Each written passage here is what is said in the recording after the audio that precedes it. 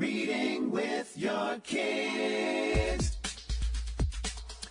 Hola, niho, konnichiwa, assalamu alaikum, shalom, mahaba, moni muli wanji, namaste, jumbo, bienvenidos. Hi, my name is Jedley, and this is the Reading with Your Kids podcast. We are coming to you from the beautiful neighborhood of Reedville in the southwest corner of Boston, Massachusetts. We are so delighted and so honored that you are joining us in our mission to help families grow closer through reading. Please be sure to subscribe to the show on the iHeartRadio app, on Spotify, Amazon Music, Apple Podcasts, wherever you get your podcasts. Our guest today is Steph Katzovi. She is here to celebrate her debut middle grade novel. It's called Hurricamp. Before we invite Steph into the studio, we want to let you know that this episode of the Reading with Your Kids podcast is brought to you by The Adventures of Harry and Friends, the wonderful picture book series by Sarah Belisa Bucker. Is your child shy? Do they have difficulty making friends? Do they worry that no one will like them? Teach your child to have more confidence in themselves and embrace who they are. Grab your copy of The Day I Met My Best Friend. It's the first book in the Adventure of Harry and Friends series, and you're going to love it. Just love it. Pick up the whole series. They're available at BarnesandNoble.com and Amazon.com. This episode of the Reading with Your Kids podcast is also brought to you by A Summer Stroll in the City by Kathy Goldberg-Fishman and illustrated by Melanie Hall.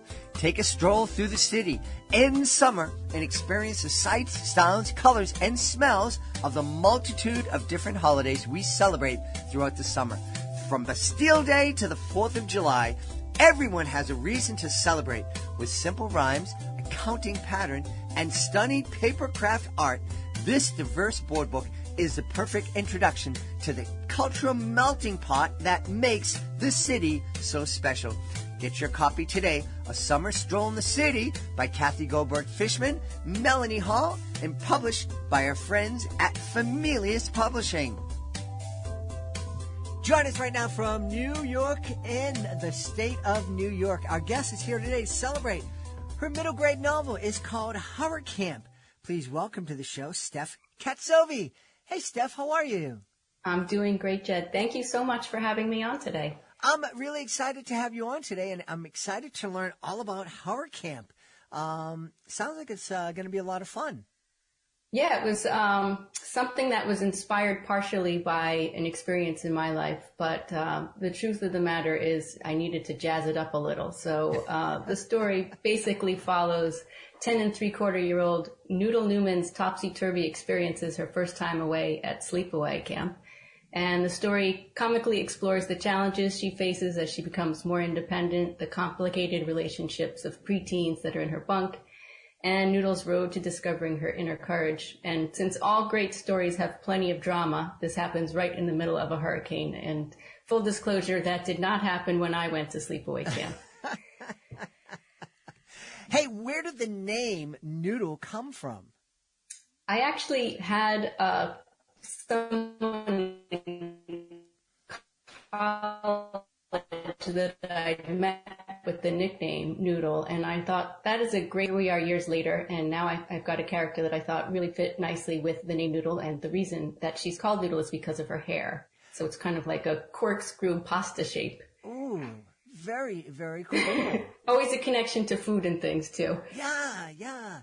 You know, I grew up in the city here in Boston, and everybody had a nickname. I actually didn't have a nickname because Jed was a weird enough name that, you know, it stood alone. But everybody had a nickname. Some of them were flattering, some of them weren't. We don't see that as much anymore. A lot of kids get offended. I imagine someone might be offended if they were called Noodle because their hair was curly. I think it's kind of cute. Yeah, I think the way I framed it in the book is it's more of a compliment. The reason that she's called Noodle is because her sister, when they were kids, looked at her hair, pointed at it, and said Noodle. And so it's more of an homage to the sibling relationship than anything other than that. But I agree. I never had a nickname either other than a short version of Stephanie. But I really wanted one. And maybe this is why I gave the character a nickname, was because I desperately wanted one too. Yeah. I was kind of glad I didn't have one because our neighborhood, some of the nicknames were kind of rough. So. Well, you're from Boston. You got to be tough up there. There you go. What was the other? You mentioned that this was kind of inspired by your own memories. You jazzed it up a bit. Tell us a little bit about that, because I never went to Sleepaway Camp. What was that all about? What was it like for you? Well, I went to Sleepaway Camp probably around the same time that Noodle does in the story. But the sad truth for my experience was that I didn't really enjoy camp, and I never went back. I was kind of one and done. And I think a lot of why I wrote Hurricamp was because I regretted not trying harder to embrace the camp experience. So, go ahead. Sorry. I said it's interesting. My kids didn't go to Sleepaway Camp. My first experience at a sleepaway camp was performing there. I do educational magic shows around the country, and I was invited to come out and perform at a sleepaway camp. I wasn't really knowing what to expect. And my kids at that time were maybe 7 and 5. And I just remember finishing up the night and thinking, I ain't never seen my kids to sleepaway camp because these kids are just out of control. Well, it is kind of like a 24-hour playground. I've been lucky enough to send my kids to camp. My youngest son will be going for the first time this summer, but my oldest went last summer, and they actually had great experiences at day camp. So I thought maybe we should do sleepaway camp as that next step. And my older son came back exactly the way I had hoped, where he said, I had a really good time, but I'm very happy to be home. And so that's what I would have liked for myself. And I think the reason why I was so inspired to write it was because I really wish I could have gone back in time and rewrite the history I wanted to have. Only, in the current situation, it's with a much faster plot and snappier dialogue and a lot more humor than what happened with me in real life. Yeah. Well, it sounds like you are, kind of rewriting history through Noodle. Is Noodle somebody that you wish you were more like when you were younger? Absolutely. I think I view Noodle as sort of the better version of me as I was as a child, and wish I were probably as an adult now. In my earlier drafts of Hurricamp, I spent a lot of time developing Noodle's character. And at some point, maybe it was revision 10 or 11, I realized I had to just relax and be okay with her vulnerabilities. And the fact that Noodle's not perfect, but she's genuine, is what I think makes her so likable and relatable to the readers. Talk about some of those vulnerabilities, please. Well, she goes away to camp and she misses her parents desperately. And I had set up the story so that she sort of had to face the facts on her own because she's away from her parents. They are stuck in Florida with her grandmother, and she really doesn't have anyone. She's got the bunkmates and her camp counselor, but she really doesn't have anyone other than herself to look within and find the courage and inner strength to say, you know what, I'm independent. I can do this. I can face my fear of being away from my parents, and I'm going to have a good time. And so she does that. But there are many missteps along the way. There's a radio show that I feature in the book, and she freezes her first time on air. So it's kind of like, what bad things can this poor girl go through, but then still come out on top? And it ends on well, I guess I shouldn't spoil it for the readers, but it will definitely be a feel-good story by the end. Yeah. One of the things we love to do is to encourage families to continue reading with their kids long past the time when the kids are reading on their own. What kind of conversations do you think families can have as they're reading or co-reading Hurricamp together? Well, I actually read this book out loud to my sons at dinner, so I have firsthand experience on how to answer your question. One of the things that was a big takeaway for me is that it's okay to not be perfect. It's okay to be scared, and having an experience for the first time is going to be scary, but finding the silver linings and looking for the positives that can come from an experience that is maybe a little bit nerve-wracking is a great way to become a better person. It's sort of growing and transforming yourself. And as I read the book out loud to my kids, they would stop and ask questions and ask me about what happened when I was at camp, and was this real? Did I make this up? So it was really fun to take them through my own journey. And hopefully after the summer is over, they'll both have great stories for me so that I can use it in my next book. You probably shouldn't tell them that you're planning on using them. That way you'll actually hear the really good stories. I know. I'm planning to bring a recording device when I pick them up so I can get everything as they say it as it comes out of their mouths. Excellent strategy. Is there a story that actually happened to you that you recreated in Hurricamp? I've taken a lot of the initial impressions that I had about camp and put them into the story. So for me, I remember the creaky beds, the lukewarm food, the abundance of mosquitoes. But I think one of the things that I loved about camp was the campfire experience and s'mores, which really made that a very fun end of camp when we got to make our own desserts and really just bond with music and a campfire. So to me, that was a positive memory that I took away from camp. Yeah.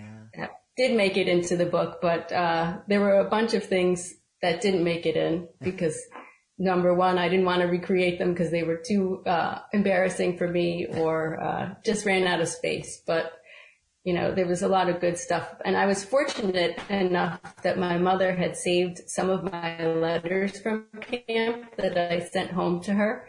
And I reread them as an adult and actually used some of the same lines in the book. But what was funny was my mother recalled telling me she was heartbroken reading the letters, but they were so very funny that she couldn't help but laugh. So I guess you could say I had a way with words even back then. That's awesome. Yeah, I mentioned that my kids never went to Sleepaway Camp, but they did take part in like youth groups and, kind of mission things. And one year we had the church youth group decided that they were going to do mission work in Boston. And to get that kind of go-away feeling, they were going to take turns sleeping at different homes. So one night we hosted 35 youth group members here in our home, and we had the campfire outside and the s'mores. Mm-hmm. And I don't know if it was like this at your camp. There was this one girl who maybe weighed 80 pounds. She was just teeny weeny, but she made a s'more that had to have been 3 feet tall and enough calories for a month, I think. You know, I think I'm still getting the marshmallow off of my hands from when I went to camp all those years ago because I'm sure this young lady also was like, this was worth it to have that mile-high s'mores. They're that good. Absolutely. Hey, did you always imagine that you were going to be a children's author? It's funny that you should ask that because as I was thinking about our podcast today, I was looking around my office and I have a framed essay that I wrote when I was 8.5. And in that essay, I said, I want to be an author when I grow up. And my mother, again, a great saver of things, she said that I wrote this at the end of 3rd grade. And I looked at it and it said, I like writing stories. When I grow up, I want to be an author of books. I want most of my books published. And maybe when I get older, I might change my mind, but I'd like to be an author. So I was glad that I got an O+ for the assignment, which is an outstanding, and also the very important sticker with a comment from the teacher that said, very nice. So it turns out that I really meant it. Yeah. But my journey to being an author took an interesting winding road. I went to law school, but never practiced law, and ended up working at the company Deloitte as an executive speechwriter and a corporate communications consultant. So I always knew I wanted to do something with writing, but decided that might as well get some real life experience first and be able to support myself and save some money. And then lo and behold, when I worked for a very senior executive at Deloitte and he announced that he was retiring, I said, this might be a good time for me to retire and raise my children and follow my dream of writing this book. And I was so incredibly fortunate to have that opportunity. That's wonderful. Was it difficult for you to kind of shift your mind from that corporate speech writing mode into, I have to entertain kids with a really exciting, fun story? It actually was one of the hardest assignments I think I've ever, in this case, given myself. When I was writing as a speechwriter, I was writing for a gentleman who was a really lovely 55-year-old at the time, Italian guy from Newark, New Jersey. So I had to think of how he would say things versus how I would say things. So taking myself out of somebody else's voice and writing my own voice was a really interesting challenge.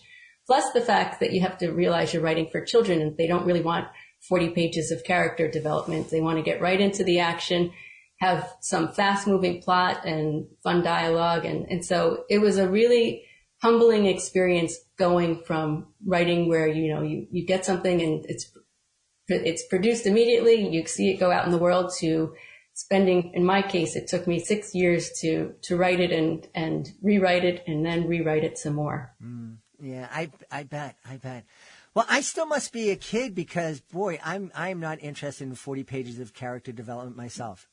I will not send you the earlier drafts then. They were very, very long-winded, but I learned by doing, and that was a really great experience for me to understand the process. And hopefully if I'm lucky enough to write a second book, it will not take me as long to write it and less revisions. Fingers crossed. Well, typically we ask if an author's caught the writing bug, but you were saying to me before we started that you're hoping that this is the first in a series. So it's obvious that you have been bitten by that bug. Yes, I think it is something that I realized was a spark within me when I started writing the first one. And I love writing so much. And, I will write anything, anyhow. Like I will help my children with their homework if they ask me. I help people with resumes. There's anything that can be involved with writing and words, I am just super passionate about. So having the opportunity to put my stories down and entertain and engage people is really a true passion of mine. And it's really just amazing to now see a book that I wrote in print. I was looking at it the other day. I'm like, I can't believe that I actually did this. So I'm full of awe and just amazement that I was able to get this accomplished. And what were your kids' reactions when they saw the book that you'd been reading to them over dinner actually in print? They were very excited and asked if I was going to become a YouTube star. So they have a very different mentality than I do, but it's exciting because they get to see this other side of me of what I'm doing when they're at school. And, while I am really good at doing a lot of laundry and food shopping and taking care of the house, I also have this whole other side that they've never seen. And now it's really come to life for them. Yeah. I'm just curious. Imagine that some people might be out there listening thinking, hey, she graduated from law school and never pursued it. It seems like such a high mountain to climb, and then you get to the top and you say, okay, done that, going to do something different. Well, you know what happened to me? I was in college, and I was certain I wanted to do something with law. I didn't know what, but I was finishing up my degree. I was getting all the credits, and I knew I would be able to graduate early if I kept on this track. But I said, you know what? I'd rather have an increased workload and I'd like to take some English classes. And once I realized that I enjoyed the English classes much more than the law classes, I said, all right, I'll tuck away the English and I will go to law school because I wasn't sure what I wanted to do in my big girl life. And wasn't sure about business school, and medical school was for sure not my interest. So I opted to go to law school because it was only 3 years, and a law degree is something that you can use or not use, but it gives you some sort of credibility, particularly if you can pass the bar exam, which I did. But as soon as I passed the bar exam, I said, okay, I think I've accomplished what I wanted to accomplish, and immediately went into a writing related field after law school. Well, perhaps in a sequel to Hurricamp, Noodles can become kind of like a camp conciliary, help solve some kind of crime or get somebody who's wrongly accused off the hook. You know what? I might have her become a camp consultant and help people find camps that they want to send their children to. Not sure about the crime angle, but I did actually do pretty well in criminal law when I was in law school, probably because they're really interesting stories.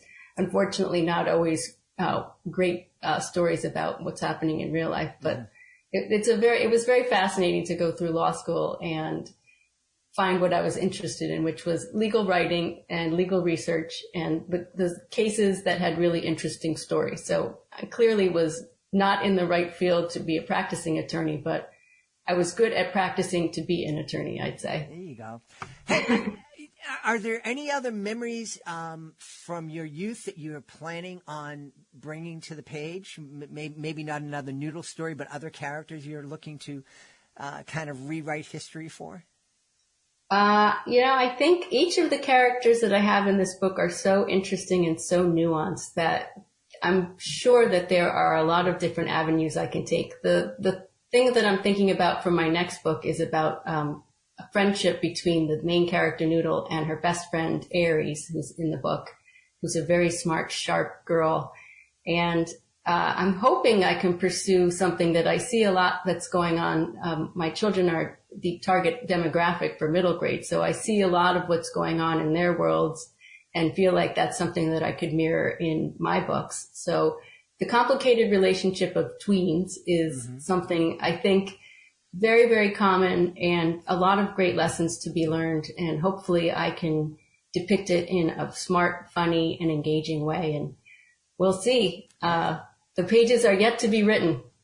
But they will be written. In the meantime, I sure hope so. In the meantime, I know people would want to know where to go to find out more about Hurricamp and also find out more about you.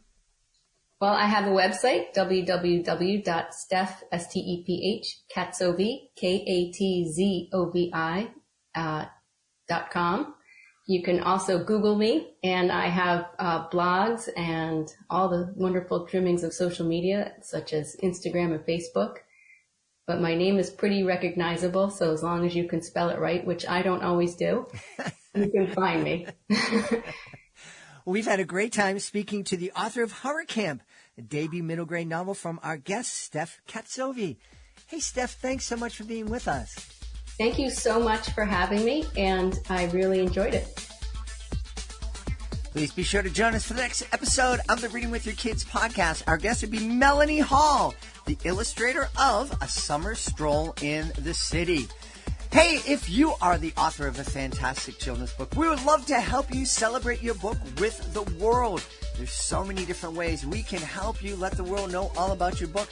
You can be a guest here on the Reading with Your Kids podcast. And in a long-form conversation, tell folks about your book, about your inspiration, about you as an author. Start to build your brand.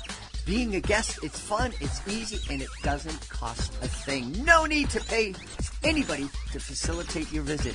You can go to readingwithyourkids.com, click on the author's click here at the top of the page, and scroll on down to be a guest. Oh, you also, while you're there, you might as well take advantage and scroll on down a little bit further down that drop-down menu to find out how you can submit your book to our Certified Great Read panel. If they believe that your book is worthy of 4 or 5 out of 5 stars, it becomes a Reading with Your Kids Certified Great Read. Oh, you also want to scroll down even further and find out how you can take part in our monthly promotion program. We can celebrate your book with commercials here in the podcast, with messages to our 94,000 social media followers, and display your book on our nationwide network of digital pedestrian billboards, and have your book with us live at whatever event we happen to be at in that particular month. Learn all about that and more by going to readingwithyourkids.com and clicking on that author's click here button. Want to thank the folks who made today's show so wonderful. Of course, I want to start by thanking our guest, Steph Katzovi. Please be sure to check out Hurricamp. Also want to thank our sponsors, Sarah Belisa Tucker, The Adventures of Harry and Friend, a great, powerful series that can help your kids in so many ways. Also want to thank Kathy Goldberg-Fishman and Melanie Hall. Please be sure to check out their beautiful board book, A Summer Stroll in the City. And be sure to listen for the next episode and get to meet Melanie Hall.